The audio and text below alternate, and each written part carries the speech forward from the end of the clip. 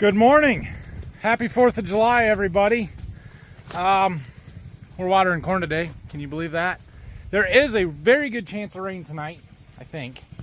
At least the one weather station posted on Facebook last night or yesterday I saw, they said the chances of severe weather risk is very low. The chances of heavy rainfall are very good, very high. So, fingers crossed, it's going to rain tonight. So, we're watering. We've got about an hour left on this run, but I've got all of this new Farm HQ stuff, the monitoring system. We're going to go ahead and get these installed here. So I'm going to work on the one on the Traveler while it's still running, actually. We'll do the pump one after it shuts down. I got my relay that we're going to put in. So we'll get all this stuff taken care of here.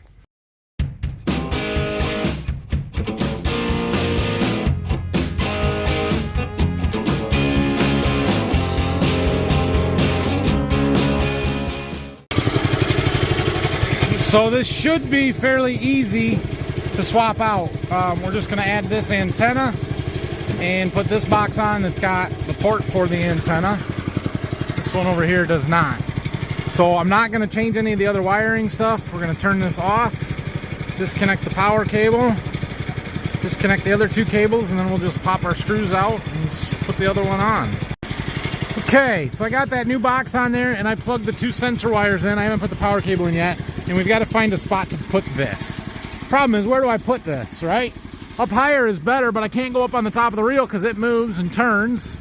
I could mount it right up here, but I don't know if the reel is blocking it there. Would it be better to come just back here? That's aluminum, so that isn't going to work. We could put it here, but again, you got the big reel right there. I don't know if the cable is long enough or not, but I could try and bring it clear out here. That gets it as far away from stuff as possible. This doesn't move, so maybe we'll try that. We'll see if we got enough cable.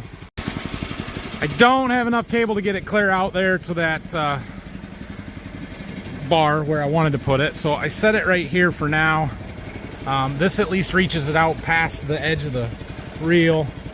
I don't know. I believe there's still a cell service antenna on the top of that box where the other one is on the fold box. You can see it's kind of on the top in there. So I think it'll pick up signal either there or from the antenna. Maybe putting it over here on the opposite side would be better. I don't know. We'll just see how this goes for now. If it doesn't work very good, then we'll do something different. But we've already got cell service. When that blue light is blue, that's what I figured out. That means that it's got service. So that's good. That's good. Now let's see if our sensor light lights up when it goes past the magnet pickup here. Looking for a red light up here.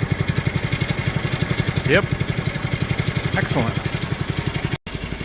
Okay, well there's that one. We've still got a little ways to go here on the gun. I've got to get the tractor over here. We got to make this pole next. I parked the tractor just down there, so we got to go all the way out and around to get here. And we'll work on that while we're waiting.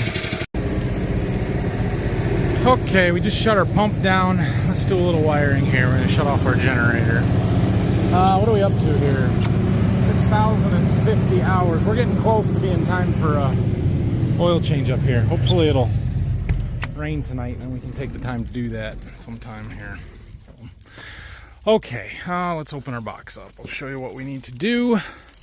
Basically, I want to isolate the control wires from this box. So this wire here is connected directly to this wire that's receiving 277 volts straight from our generator.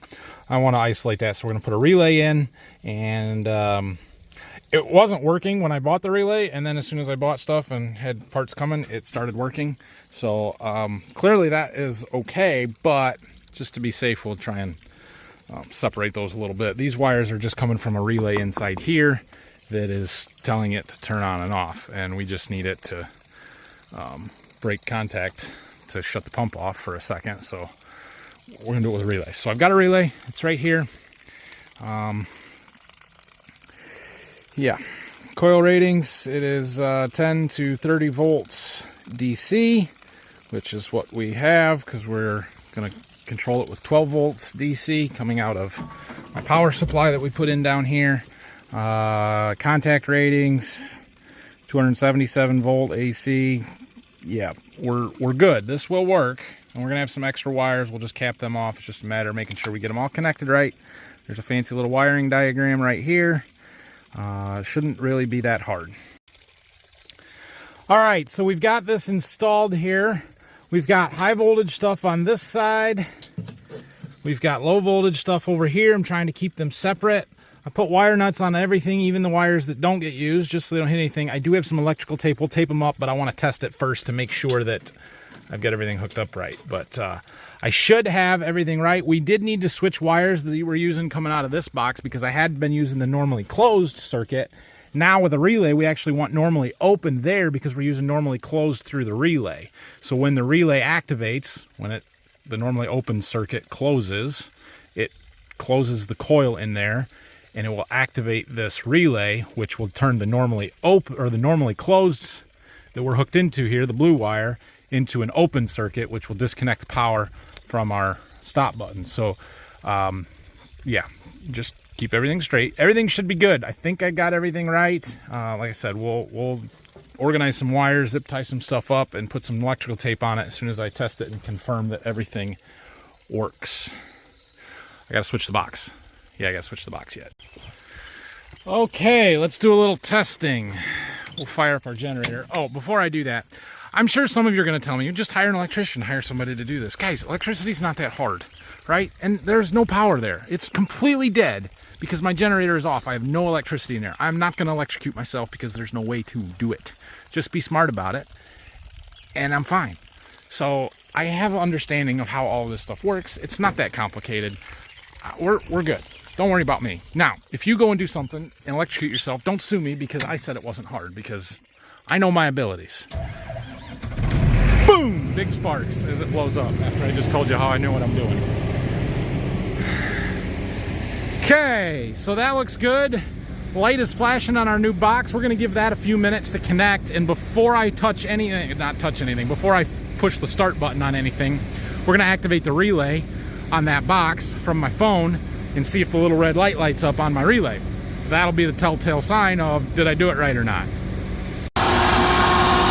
I don't have my iPad, so I can't pull up the app to show you, but it works. For whatever reason, the light on there doesn't work, but it shut it off, and I don't have high voltage running through my Farm HQ box. So we're good. Tape up some wires and put them away. I just turned the pump back on to see. Yeah, we got water shooting down there. I will, I don't think I can oh, I got my GoPro. Ah, that'll work. Well, it worked once, and then it didn't. I'm sort of frustrated. It feels like exactly what we were worried about happening with the 277 volts going through that box happened with 12 volts. The relay doesn't want to activate, and not my relay that I put in, the relay that's in the box that's controlling the relay that I put in to isolate the 277. I don't understand. I completely disconnected my stuff and checked the pins on the bottom of the box for continuity, and when I tell it activate the relay, which I can do from my phone, and the lights come on and says let's activate it, there's no continuity on any of the 3 pins to any of them. And that's what I need in order to control that. So I'm not sure what's going on. I put the old box back on. We're gonna see if it works with the old box. I don't know. But we gotta get the traveler pulled out and moving.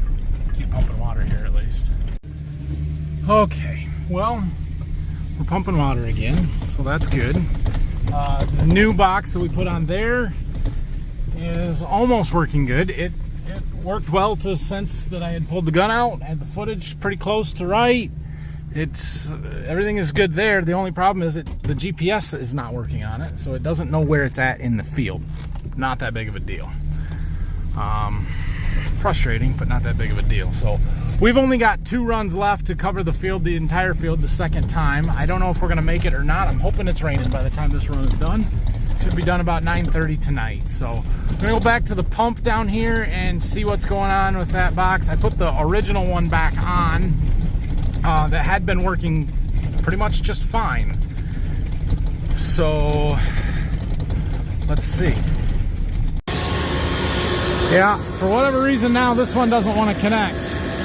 That flashing green light means that it's got power, but it's not connecting to the cell network. It should be blue. I don't understand. This one hadn't had any trouble at all. Now it doesn't have the external antenna, and that's why we were going to switch them out, because they were a little bit sporadic. But here, once this one was setting in one spot, it was fine. It was the one on the gun, or the reel, that was giving me trouble. So, I don't know. I'm getting a little frustrated. I don't know. We'll let it set, see if it checks in later. Anyway, for now, we're going back to the farm to work on our combine and grain cart stuff a little bit. This is fine. It'll pump water. We just have to be here at 9:30 to shut the pump off because it won't do it by itself. All right, we're gonna get this grain cart unloaded. There's a little bit on it from last night. We'll just put it in that truck before we go to this other field. Hopefully we can do it without losing any data.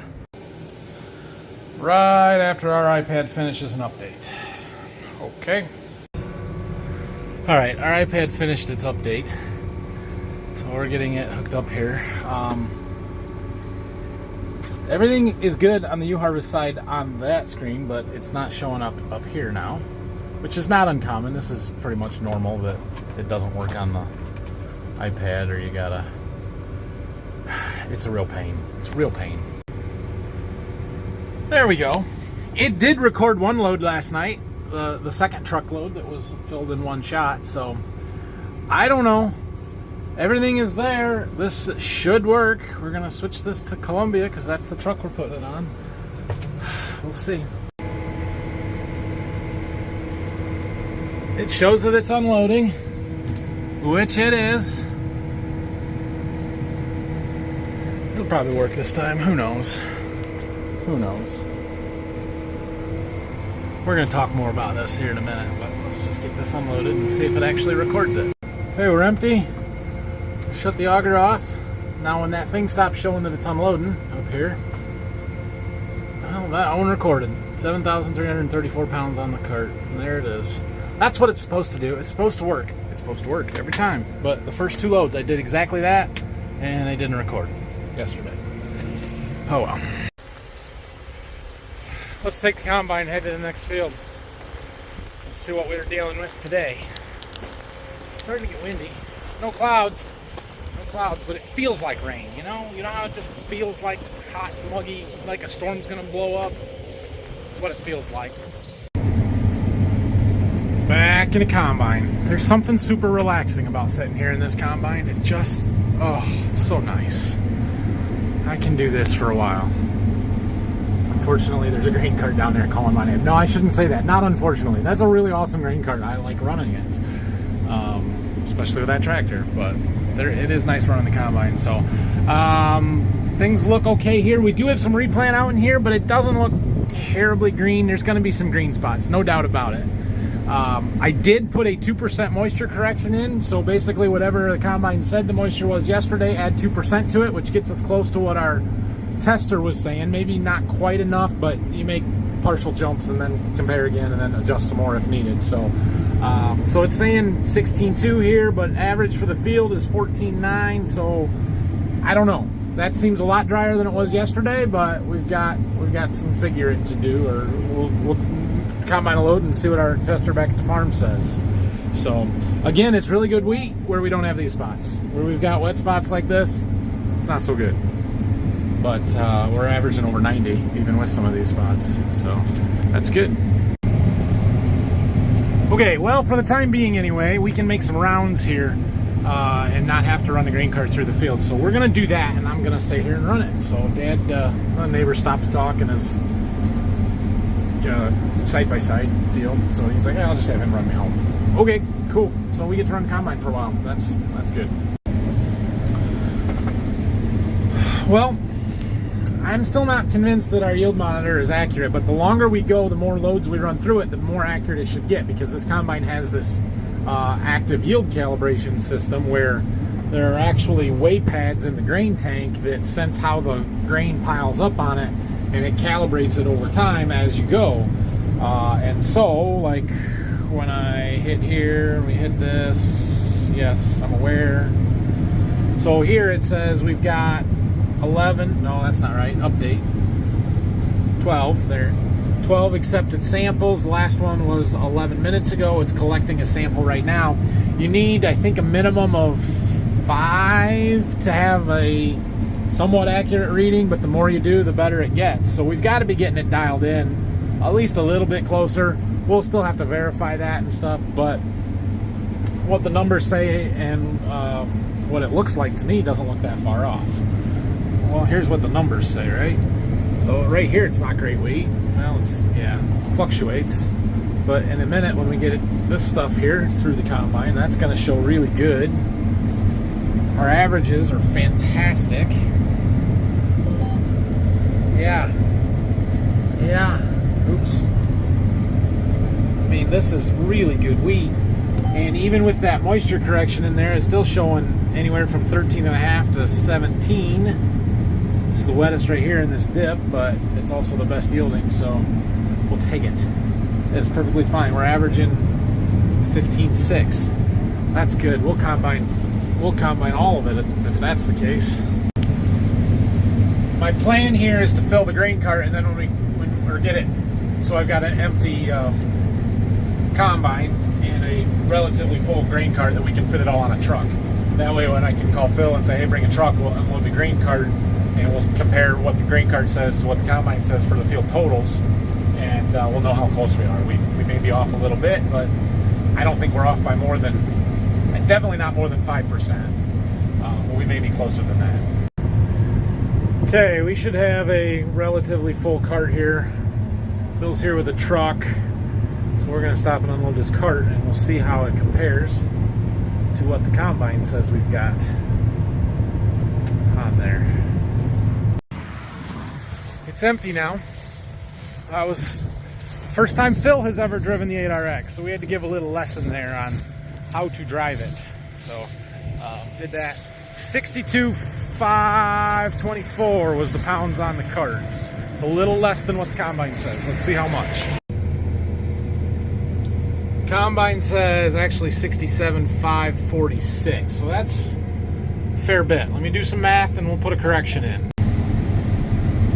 Well, we were off by about 5,000 pounds, just over 5,022, I think it was the difference. So doing some math on that, it was about 7%, a touch over 7%, which is more than the 5 that I said that I didn't think we were over, but not terrible. So I put a negative 7% yield correction in there, and we'll go from there and we'll check it again on the next semi-load maybe, and we'll see what it says. We'll get it dialed in, don't worry. I do trust the cart to be fairly accurate with its weights, and it recorded that load, which is also good. It works 95% of the time, but when it doesn't, it's super frustrating. Anyway, we'll get there. Still really good wheat. Alright, I've made it up to those trees. There's a fence row there. The rows get longer on the other side. We got end rows to do, so we're gonna have to start running the cart. So Dad brought the semi truck, the second one, and I'm gonna let him run combine. We're gonna jump out and run grain cart. Alright, we're back in the grain cart. I just unloaded the first dump from what I just combined after I changed the calibration, and we were within a few hundred pounds. So it's close enough. I'm not going to change it anymore right now. We'll keep dialing it in. But it said that round that I just did went 102 bushel, and it's 100 bushel wheat out here. Well, I just looked at the spreadsheet that we use to track our grain as it goes into the bins. Phil puts the moisture in there as he takes the samples when he's unloading. 15.4 and 15.7 here on that first truck, so that's good. It means go combine, get it done as fast as possible. So we'll keep moving. Oh, this is fun. Let's just do this for a while. Good wheat, super nice equipment. Yeah, we can do this for a while.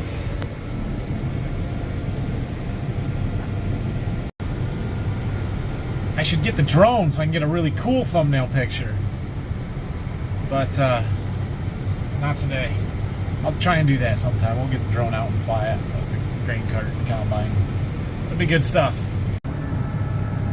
This tractor sits much, much higher than the 8R does, which is what we had on here before. And so we can see in our trucks a lot nicer, which is really nice. All right, let's see here. So we've got everything set up here. We'll tell it which truck we're going to unload. This is the Columbia. We start our PTO. We give it a little throttle. And then our slide I've got programmed into this A button. So when I hit that, it opens it up a little bit. We'll give her a little more throttle. We'll give her a lot more throttle. Open the gate all the way up. It unloads in a hurry. A big time hurry. We also got our joystick. We can control the spout a little bit. We'll push it out, drop it down.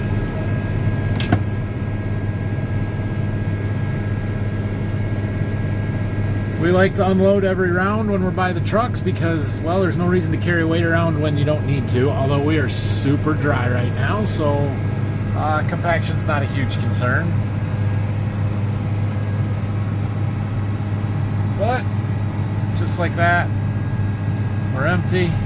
Close our gate, idle down, flip our switch, wait for it to stop. And we put almost 20,000 pounds on there just like that. And it recorded it. So this U-Harvest system is supposed to work on both the ISO display and the iPad. I've never really been able to get the ISO display to work very good before when we were running on the 2630. It was kind of there. Even on this one though, when I was trying to set up the field and stuff, it wouldn't let me edit data on there. It shows it, but it doesn't let me change anything or select anything, you know, as far as what field and crop and all that kind of stuff. So it's much easier to use off the iPad. Plus the nice thing with the iPad is that I can take it out, or I can pull it up on my phone when I'm in the combine as long as I'm close enough. Really nice in plot work and stuff. So we're gonna get back to this discussion. I'm just not ready to do it yet. We're starting to get into some of the thin spots on this field, places that we replanted, which is why there is green wheat in them. It was just planted a lot later. It's making it a little bit wetter, but the second load that Phil took said tested 14.5 and 16.1, I think. He always tests the front and back hoppers, so we're going to keep rolling here. We don't have that much left to do in this field, really. And we'll see from there, but it's definitely got to be dropping the yield. I haven't looked at the monitor in the combine to know what it's at, but it can't be good, or you know, it is really good wheat. It's just all these spots have got to be dropping it some. But if we average over 90 bushel, I'd be thrilled. We've made it up to the trees. I don't know what Dad's plan is here. If he's gonna do this, there's some field. Let's see. Do I have a map? Do I have a map? Oh, whoa! Why are we so far out? Hold on. Well, I don't know why that map is so small, but point being, right there where that little arrow is where the woods are. So we've got some rows up here and some rows down here that we've got to do. I would imagine he's going to do these ones back here first. We'll just take everything up to the road in the grain cart, and it's pretty easy. All right, Dad's doing these short rows here. I'm actually going to shut the tractor off, jump out, and ride with him for a little bit.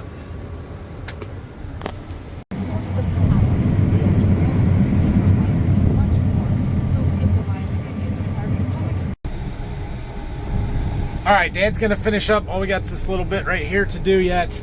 We're debating on what to do next. It is 5:30. It's gonna be after 6 before we get done here. The variety, there was actually 2 different varieties in this field, and the variety we're in now is quite a bit wetter, like 17-18% rather than 15%. And it's the one that's supposed to be drier earlier wheat. So I don't know what we're gonna do next.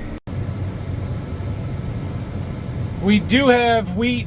There's just 9 acres across the road that would be really nice to go and do today, but apparently they've been painting on the house over there and asked not to go combine that today. Fair enough. So we're gonna pass on doing that this afternoon. We may just shut her down here because, I don't know, we're sort of waiting on wheat to dry down a little bit, and by the time we get moved and do anything else, it'll get sort of late. We wouldn't get a lot done before I've got to go move the Traveler at 9. And yeah, the wheat's, it's borderline. Some of it's not quite ready yet. The baling crew has showed up though, so they're getting endros out of our way, and they got the stuff we ran yesterday all baled up already. We'll make a video on them sometime here this summer. Hopefully we'll get a chance.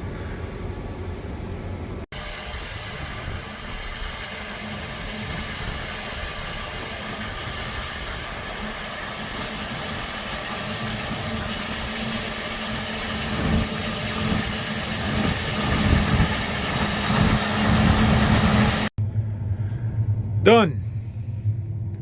Moving home for right now. We are gonna call it a night. There's rain coming. We wouldn't get a lot done. It's 6:30. We're done. So I gotta go up and move the Traveler around 9, I think, 9:30, something like that. I'm gonna take fuel up when I do it, so I'm gonna get everything ready, and then I'm gonna go home for a little while. It's 9:30. Time to move the Traveler. Kind of move it. I'm gonna shut our pump down, and we're gonna shut the generator down. I am fueling it because it's the first time I've been up here today with fuel. I hadn't done that yet, but we're not gonna start it back up tonight because it's gonna rain tonight. Dang it! All right, I got the pump and everything shut off. We're gonna move the Traveler. It's all reeled in, so we're gonna move it to the next lane, but we're not gonna start it. We're not gonna pull it out. Okay, I've been putting this off all day, but if you watched yesterday's video, I may have been a little bit harsh on Underfirth about their scale system, this U-Harvest scale on our grain carts. So we need to talk about it a little bit. I got a few of you that commented, why don't you call your dealer and have them come out, or you need to chill. Well, fine. All right. I may have been very, very frustrated in the moment and stuff. But bigger picture, bottom line is the scale system does not work as intended. I have talked to them. There's not really a dealer for me to talk to, and I would know more than anybody. You know, the John Deere dealers or the Case dealers are also U-Harvest dealers. They don't deal with this stuff every day. They don't deal with a lot of them. I probably know more about it than they do because I've been running it for 4 years. So that isn't a real viable option. I have talked to people directly at the company, tried to ask them, expressed my concerns and what's going on with it. The problem is, they don't want to take the time to diagnose it. They just want me to upgrade. They just want to sell me the new product. So we bought this grain cart a little over 3 years ago now. This is our 4th season with it. So it's not new to me. I know how it works. I know what it does and how to set it up. But a year or two after we bought this, they came out with what they call U-Harvest Pro. And their answer to any problems that you have with a U-Harvest system, the older one now, is, well, just upgrade to U-Harvest Pro. It costs $3,000, $4,000, $5,000, whatever it is. I don't know. Well, I don't want to upgrade. I don't like the one that I have. Why would I want to pay more money for another U-Harvest system that I am not convinced is going to be any better? So, this system was very expensive, right? It cost over 10 grand on the cart when it was new. It's the highest upgraded scale package of the 4 different options they had. Like, it should work. The frustrating thing for me is when it loses data. I know that it does this. It has done it before, and I very, very diligently went through and made sure that everything was set up correctly. Everything was put in, was working, was as it's supposed to be, because I was trying really hard not to lose data. And then I lost the first 2 loads, and it's just super frustrating, and it got the best of me yesterday. So I'm sorry for that, but it's just frustrating. Like, we paid a lot for this. I need it to work, and it doesn't. That data is really important for us from a crop insurance reporting standpoint, from a field management, farm management, marketing, all of those different things. We need to know what's coming off of the field. We need to know that our combine is accurate. And the best way to make sure that our combine is accurate, to post-calibrate, is to go into the My John Deere system after we're done with the field and input the weight from the total weight for the field. Well, when I lose 1 load or 2 loads from the grain cart, I don't have that total weight anymore. And I can no longer be accurate with my calibrations on the combine and making sure that it is right. Usually the combine is very accurate and it's really good. But we have a brand new combine that hasn't had a chance to be calibrated yet. So I don't have that good data yet. And that's why it's so frustrating for me. So I've pretty much had enough with this system. It worked flawlessly today. I will give them that. It worked flawlessly today. And Unverferth as a company is a great equipment company. I think they're a crappy technology company, but they're a great equipment company. That a grain cart, I love that grain cart from the grain cart standpoint. They make other stuff that is really, really good. I know they partner with other YouTubers that really like their products, their sprayers, their strip till bars, their nutrient applicators, whatever it is. They're an awesome company. Stay out of the grain cart scale games. So there are a couple of other companies that have things that you can add on or add to any grain cart with a scale system that'll do data management and recording and stuff. So I've been looking into those. The two that come to mind are the Agromatics Libra system, and I think it's ScaleTech has a Reap system, something like that. If any of you have any experience with either of those two, have a recommendation for me, let me know, because I've had it with U Harvest. I thought for sure we'd see some fireworks from up here tonight. It is the 4th of July. Come on, neighbors. What's going on? That's all right. I saw some last night. It is a Monday. Everybody's got work tomorrow, so, you know, because they didn't go to work today. It's all right. We got a lot done today. 46 acres of wheat. We watered corn. It's all good. It's all good. It's gonna rain. It's gonna rain. It's gonna rain. It's gonna rain. So we're gonna leave that set right there, just like that. We're not gonna pull it out. We're not gonna turn it. We're not gonna get it ready. We're not gonna do anything because it's gonna rain, and we aren't gonna be back on this field for 2 weeks. Let's go with that. 2 weeks. Thanks for watching, everybody. Have a great night. Questions, comments, leave them down below, and hit that like and subscribe button. Don't forget about that fundraiser we're doing for the Corporal Dagan Page Foundation through Farm Focus. Anything you buy, $5 from each purchase goes to that foundation now through the 15th of July. So thanks, everybody. We'll see you again tomorrow. It depends on the weather tonight. I think it's going to rain. If it doesn't, we'll combine wheat. If it does, we got plenty of other stuff to do. So we'll see you tomorrow. Get out of my corn. Get out. Get out. Get out.